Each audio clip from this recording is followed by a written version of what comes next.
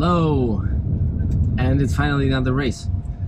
This is going to be a longer race report that will probably last go over today and tomorrow. I'm leaving home and going with my bike to pick up another person who will ride together, and then we're going to Castellón, which is the city where the Gran Fondo tomorrow will take place. We're staying the night. There's a big group of people actually going there, among those who ride together here. But yeah, I'm gonna stay separately. But but we're still going together today, so that we can we can basically register, get the race numbers, and then make sure that for tomorrow we are ready to go. It's about a 3-hour drive from home, so actually it's quite good to go the day before, because it's about 3 hours from where I am now. Checking into the hotel, or actually I already checked in. The hotel is very small. It's somewhere in a very weird place, but it's very nice. It's very clean, so exactly as much as I need for the night.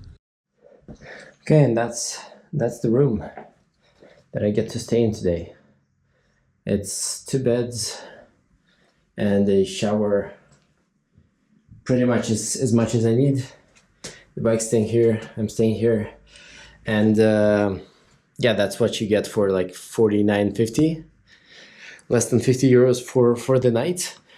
And it's about 5 kilometers away from the start, which I think is perfect. I'm just gonna wake up, have short breakfast here, and then go straight to the start of the event. Now I'm gonna go register, take my race number, and then maybe have dinner. So I've got the race number, the jersey, and I just got to the Sirocco booth, which is not the sponsor of the video, unfortunately, still, but I have so many things from them. And now I paid 60 euros for 3 pairs of socks and 3 jerseys. And the jerseys I bought SRX, which is the most expensive top level jerseys that they have. I got 1 for my wife and 2 for myself, long sleeve, short sleeve. Maybe I will use the long sleeve tomorrow. So back to hotel. And let's see what's in the bags. First of all, we had the numbers. So we've got some numbers, and there's actually a lot of numbers. So this one goes for the seat post. This is just for the changing room if to store the bag. The frame sticker for elevation, and then this one. This is a small one that I think it's supposed to go like somewhere on the frame, but I think, I don't have the cable, so I cannot actually tie it down. So I guess it would have to go like that, and then GoPro can still go up front, I guess. So that one goes on front. And then this one, I never actually had those. This one goes on the back of the jersey. So I'm gonna have to pin a number also on the back. Red Bull, and this is the official Millars Gran Fondo jersey, which is, I must say, it's surprisingly bad quality, which is something that we all noticed. Basically, it feels like, we couldn't find the brand, and it honestly feels like some AliExpress private label print type of jersey. So last year they were partners with, I think it's called Gobik or Go Bike, and the quality was quite good. So you could buy a last year's jersey additionally. And then this year they also sold a short sleeve version of the jersey, which seems quite nice quality with some aero fabric on the sleeves. But this long sleeve one, it feels like it's more just to hang it in the closet or something, and not actually wear. But so what I got actually from the expo is a lot of Sirocco stuff. So this is the like SRX long sleeve jersey, which is super thin and light, and maybe I'm actually gonna go in that one tomorrow for the race with just a gilet. Then also a short sleeve SRX version. So this one's 10 euros and this one is 20. This is just crazy. So then I got some performance socks. So maybe that will help, probably not. And just a pair of fresh short gloves from Ekoi, 1170, something like that. Basically, purchases today are much better than the actual things in the starting in the starting bag. But I will try on the jersey because I'm really curious. It would be cool to actually ride in the official jersey, but then if it's not comfortable, I'm just gonna go with the SRX one. Yeah, so I'm not sure how well is it visible, but it's not tight. It's more like if I try like an L or an XL, but then in terms of the actual width, it's, I would say it's, especially around the neck, it's pretty tight. So I'm not light, but this actually looks like it's very, very wide. And I think we used to wear jerseys like that maybe 10 years ago before everything went like super tight and arrow. But now it's not. It's not something that I would like to actually ride on. Good morning, or as good as it can be. It's 6 a.m. 6:15. I'm getting to have some breakfast. It's almost 2 hours, 1 hour 45 minutes to the start, which is, I think, quite nice. And I'm about like a 10-minute drive from the start line, so I'll probably go around 7, so an hour before the start, and hopefully I will be I'll be there. I'll just need to park and get on the bike and get to the start line.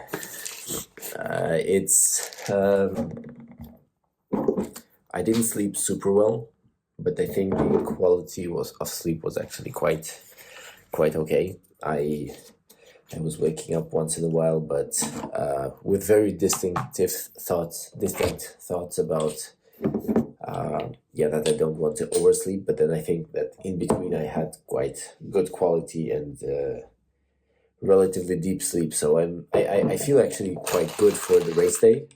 I feel like I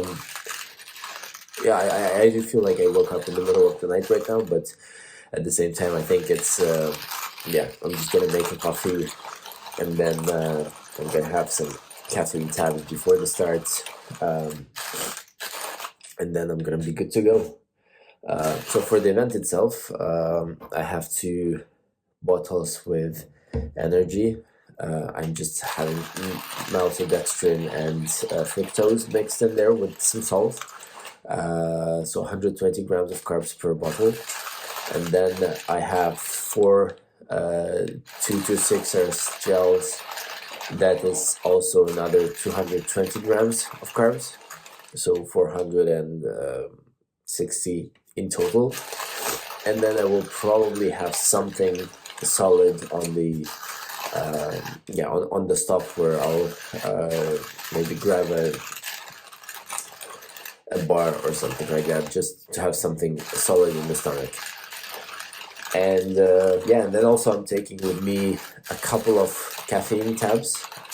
So I will have 2 before the start, and then 2 somewhere in the middle, maybe around the stopping point. I'm actually taking them in quite nice packaging. So I had some medicine for the throat, which goes in a very thin tube, so kind of like vitamins, or like you have isotonic tabs, but This one is just a lot thinner, so I'm gonna carry this in the back pocket. It's not afraid of getting wet.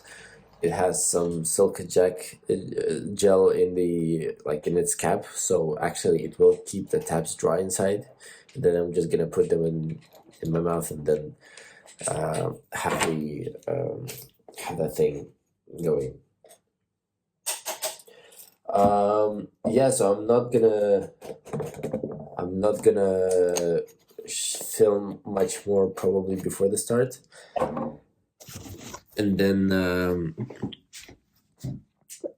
I actually have a camera on the bike, so I'll be filming from there.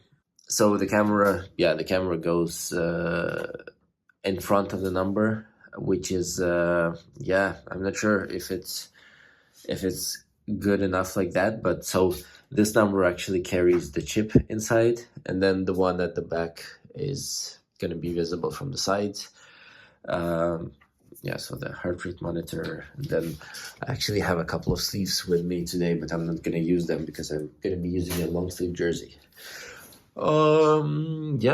Anyway, the bike is kind of ready to go. I'm going to be filming on that. I'll try to do some views from the beginning and then some descents. So we'll see. Yeah, and just a quick bike check moment.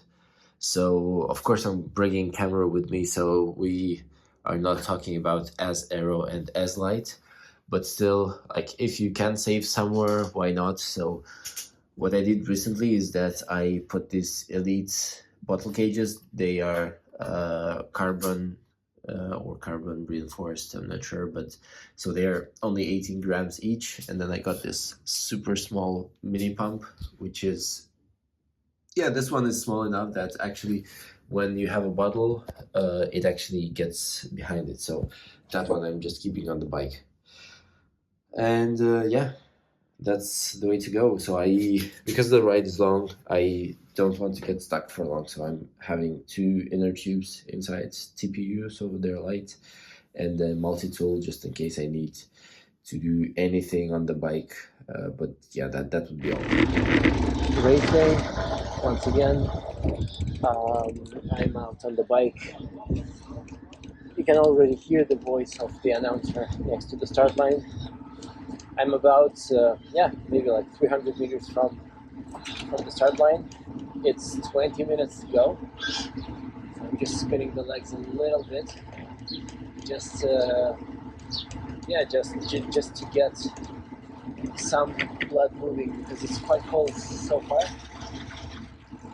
I don't really want to go in the G-Lake, but I have it on right now because it's just too cold. It's around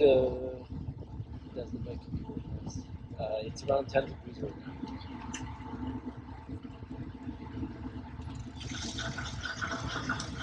I'm gonna have a gel really quick.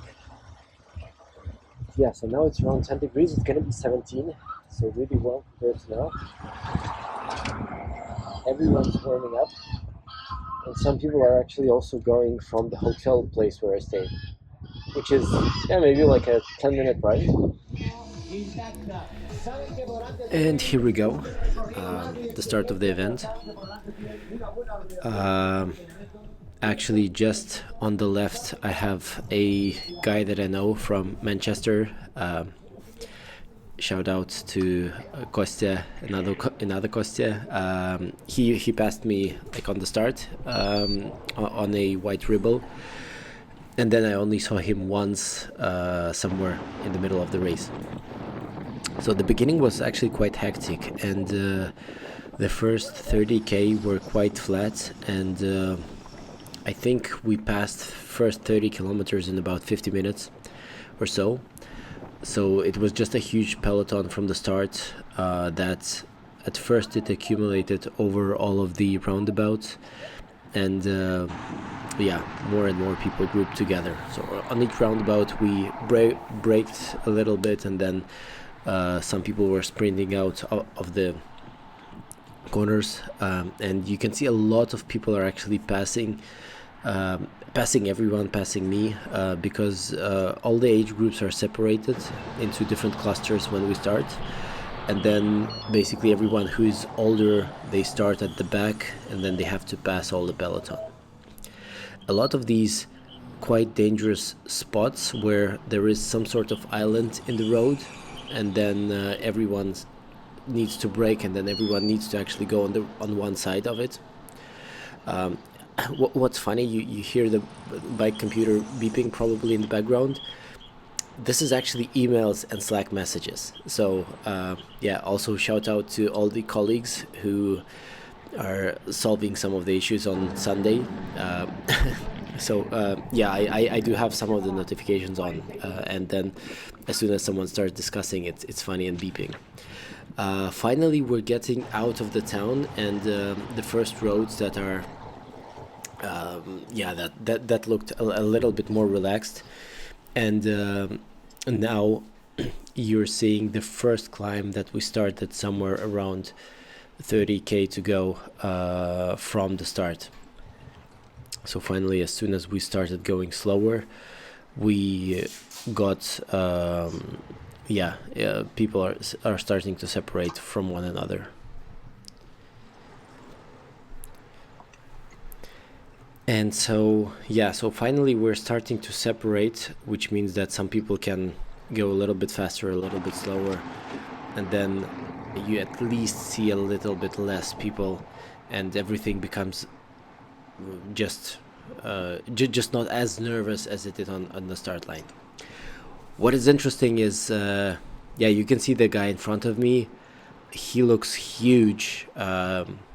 In the sense that like maybe he's going to the gym and does a lot of I don't know, like just the strength work. He's enormous, and a lot of people like that were passing me on the climbs all the time, and everyone is just so fast and in such a good shape. So this is just crazy. So sometimes there were a little bit less steep climb sections. So the first one was actually I would say more relaxed. Just saw the first puncture going on. So another one. Basically, this is the morning right after the rain. It was raining for almost a week, and this is exactly the time when you get the most punctures, right? So all the garbage that can be on the roads, all the glass or stones and everything, it just gets washed into the road. So this first climb, it's actually not as steep, so we're still going quite fast, and I think the average gradient was around maybe 3%, so it's not a real climb, it's more of an uphill section, I would say. And finally we're getting into the town, and this is a very special moment for me in the race, because we were going in this huge peloton, and this guy in front of me, he looked like he's going in a tiny breakaway.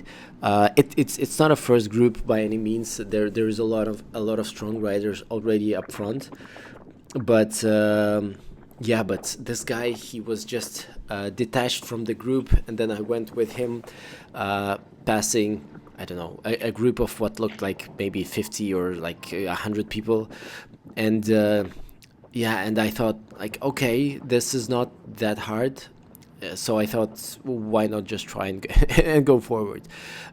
Basically, as long as I could keep within zone 3, I decided that I'm just gonna go ahead and try to do this. So I went aero. I thought that I can spend some energy going uphill. You can see my hands, which means that I'm riding on the hoods, but at the very top of them, to be more aerodynamic. But of course I'm not gonna last just as long, and soon you will see people catching me from from both sides and just overtaking. There are stronger cyclists, and I'm not pretending to be a very strong one.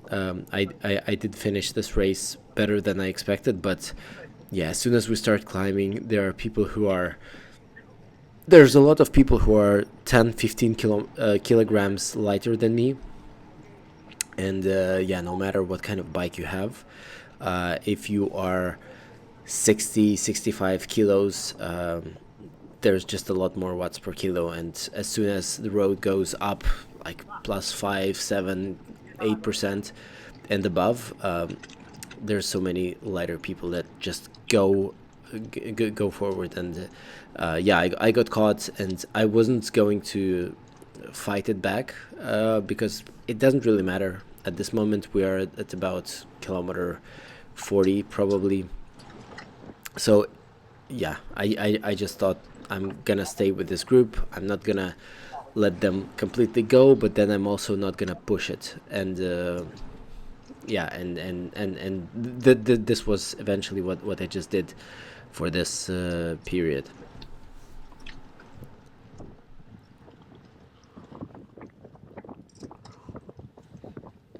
This is, yeah, still quite early into the race, and at this moment I'm pushing around like 300 watts to just stay with them.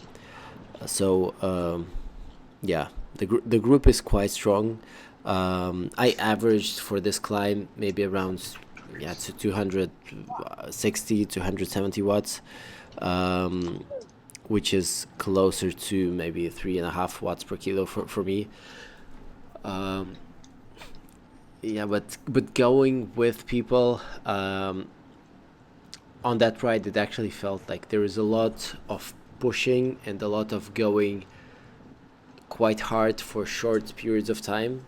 And there, at least in the beginning, it was not that we have some sitting in the peloton or just chilling and not pushing the pedals. So this was something that I got into at the end of the race. So there was some periods where I could stay at like 150 watts behind someone and relax, but also probably because this initial section, even if it's flat, it was still going slightly uphill.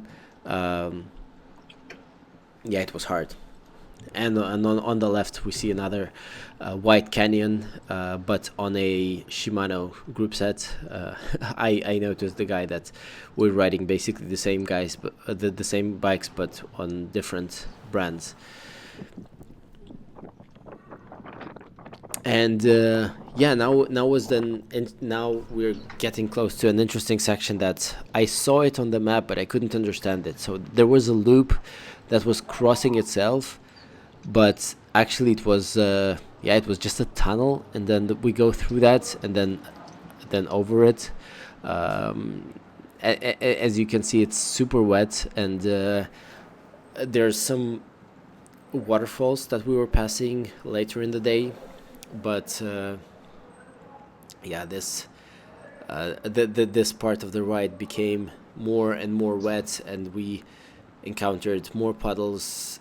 It was not super dirty as if you're riding on the rain, so not that the bike got dirty or nothing was flying in the face, but yeah, I just felt like it's not as safe as riding on a purely dry road.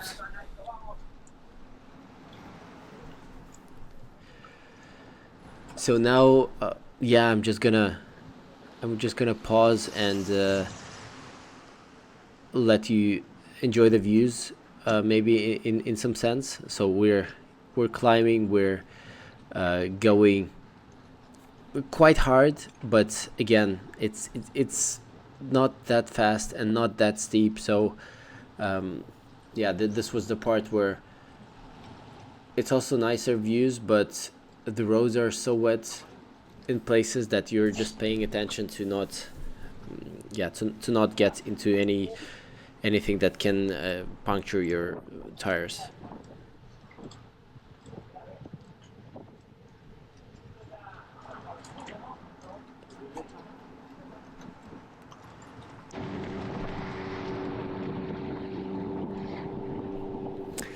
And finally, we're getting a little bit faster. So yeah, the group again, as soon as the gradient changes, this is where you can see all the dynamics. So if we start to go a little bit faster, then some people just start overtaking. Then as soon as we go uphill, some of the lighter people take over, and then on the downhill sections it's kind of all the other way around. There are more confident descenders that go faster. There are people who just they can push on the flats, but maybe not as much on the uphill sections. So as soon as it gets steeper, they kind of relax a little bit and don't push as hard. What I want to mention is probably this race was the one where I actually had to do something with the clothing change. Not something that I actually paid attention to on any races before. Basically, it was quite cold in the morning, so I actually did start in the gilet just to have something windproof. Oh, here comes like one of the last steeper sections on the first bigger climb. So yeah, I started in the gilet, but then I just, as soon as we started the first climb, which was about 4 kilometers long, we started going slower, pushing a little bit more watts, and I thought, like, this is the time to actually change. So I took it off on the go, which is something I'm a little bit proud of. I can theoretically ride without holding the handlebars, but I'm not that confident. Still, I did take over the gilet and stuffed it in my back pocket and continued going like that until the end of the ride. And it was fine, because the longer we went, the warmer it was, and the highest on that day was about 17 degrees Celsius. So quite a warm day, and the majority of descending were in the last maybe hour and a half of the ride. So it was not super cold, and if you're riding in the sun, it's nice to be there. So I only had a light summer base layer and a long sleeve summer jersey, which is quite thin, and it doesn't really protect from the wind.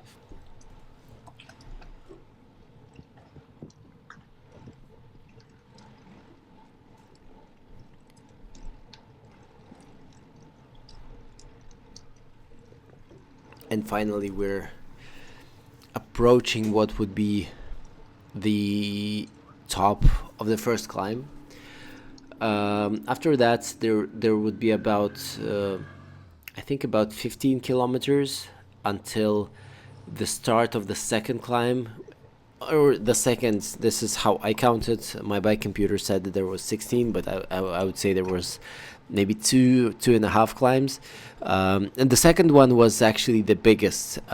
It was about 10k with average of, I think, 5%, and at least on the bike computer I saw it going maybe regularly around 7-8%, but the steepest was maybe about 15 or so.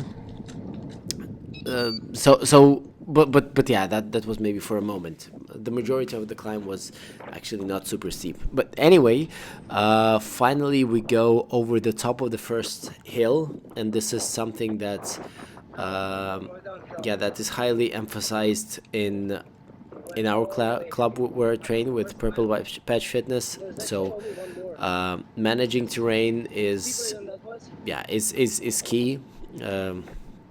So what you can do after actually crossing the top of the hill is accelerate as soon as possible, and then on the downhill you can sometimes not pedal, sometimes pedal softly, but getting up to speed quickly is the key to actually going fast. And this is actually, now I'm recording the that voiceover part already a week after the ride, but I think one important part about the descents is that, of course, as amateurs we're not pushing super hard, we're trying to go safe, and I'm not a good descender. I want to say, like, I would rather break so many times, and I would go so slow, rather than than risking. I would just not take any risks that are possible. That said, I think I'm actually a fast enough descender, maybe, compared to at least some of the riders. So what I mean by that is that when you're going downhill, um, you cannot gain as much time as you can, let's say, on the climb, because if you're climbing, that takes a long time, and if you're going 10, 15, 20k an hour, that can be a huge difference in the time. But then when you're descending the same distance, like over the hill, you're going faster, which means that the potential gain in time is smaller. But then at the same time, what is probably most important on descending is that if you're climbing with someone who is as strong as you, then ideally after you descend, you want to be in the group with them. So I think that's the key to good descending, is actually being able to stay with some of the people that you would want to ride with. If it's a draft legal event, if it's a group riding. And I cannot really say after this Gran Fondo if I'm good enough. Oh, this section I actually liked. So this is a relatively fast downhill section, but it goes through the town. So it's a nice area that allows to go with some speed through it. So I cannot say if I'm a really, like, if I succeeded or not on the descents, because uh, basically people around changed all the time, and the group that I got into after all the descending at the end of the ride, I can't really say that I rode with them in the beginning. So maybe I did, but I don't really recognize them. There were definitely some people that just overtook me on the climbs, and then I never saw them. There were also some people that I was taking over on some of the descending, because just they felt maybe even less confident, or um, they could be riding just bikes that are either not as stable or not as aggressive as the air road.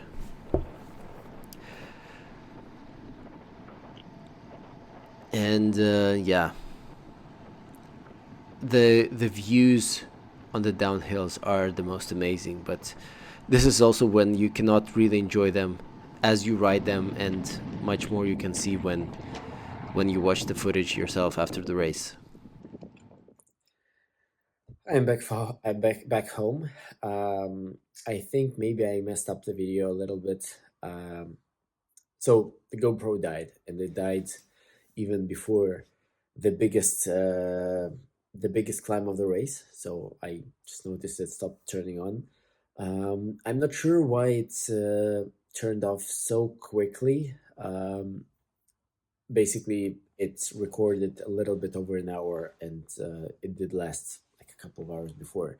So maybe I just mismanaged on some of the um, uh, some of the places, and then I recorded for like 10 minutes, but it was not really needed that much. Anyway, the second part of the ride, which was more descending, more going downhill, I think it was quite a success. So basically, the average speed that I finished at was 30.6 kilometers an hour, which I think it's a pure win. I didn't expect anything to be higher than that. At least I think I would have been happy if it was maybe above 28. So 30.6 is very good. So it's 158 kilometers, 2.2k elevation gain, and so yeah, so I lost 3.5 minutes on an aid station. I stopped just once. There was just so many people, and I tried to approach water, and there was kind of a line, but then I actually could hang the bike and then go straight for the water to do this quicker. But yeah, I guess I will just know better for the future. Um, if I could save a couple of minutes on the aid station, that could bring me maybe 4 places from what I saw in the results. Um, and that's not enough for any big difference for me right now. So my overall time was almost 5:17, so 5:16 something, and to qualify for the World Championship of the UCI Gran Fondo, I needed to go sub 5 hours, and yeah, so I finished 101st in my age group.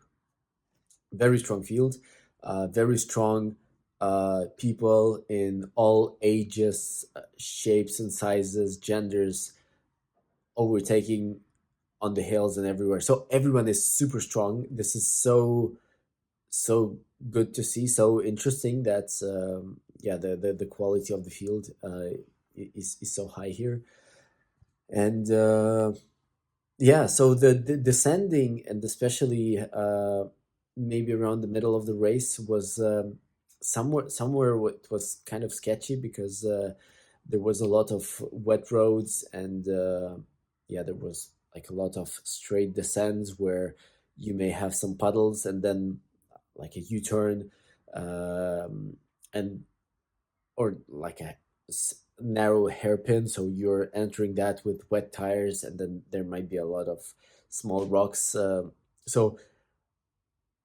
I had to go quite careful, but I think, yeah, I think I descended quite decently this time, and I didn't really lose much time on the descents. I went uphill as hard as I could. um, in terms of nutrition, everything went very well. On the aid station, actually, so I, apart from taking the water and then continuing with only gels, I had a couple of pieces of like pastry with some apple. Uh, just like put it in my mouth and went off. And I think this was a very good contributor to me not feeling hungry at the end of the race. So usually, what I notice is that in terms of energy, I like having liquid calories, but then closer to the end of a 5-6 hour event, I usually feel quite simply hungry, and I crave for some like solid food, which is it's fine if it's like a 5 hour triathlon, and then you just eat after that.